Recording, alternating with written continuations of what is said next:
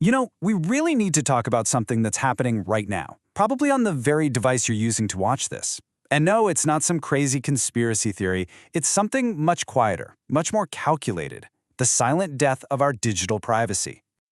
Yeah, that really hits the nail on the head, doesn't it? This wasn't some big, sudden event.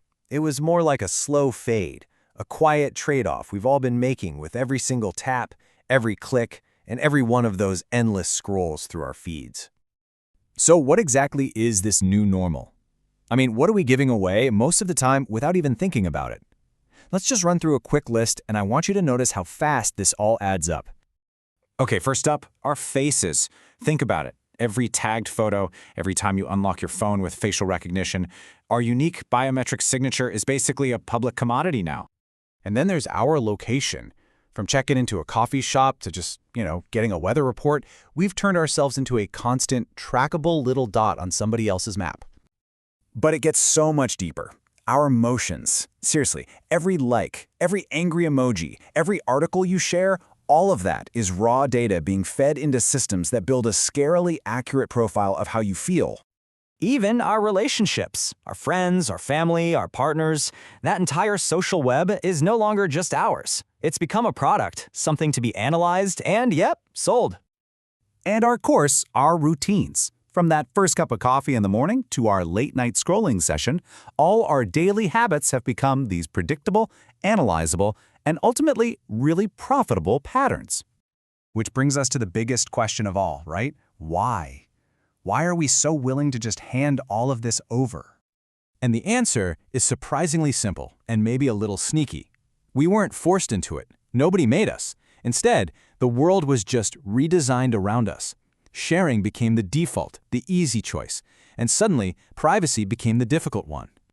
So how did this actually happen?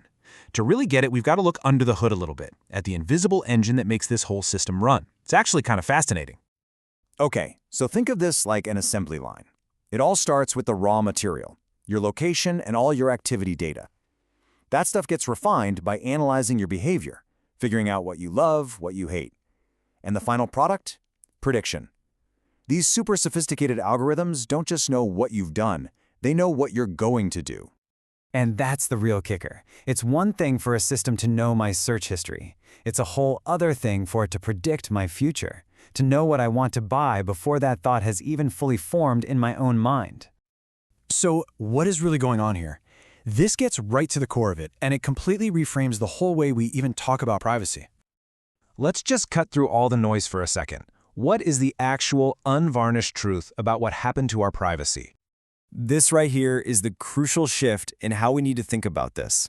See, we talk about it like a loss, as if we were just passive victims and someone stole it from us. But the reality? It's much more of a transaction. We weren't robbed. We made a trade. We gave our data away for free email, for real-time traffic maps, for those social feeds we can scroll forever. It was a trade for convenience. Okay, so that's the trade we've made up until now. But what about tomorrow? The question we have to start asking ourselves is changing. That old question, do you want privacy? It's almost becoming pointless.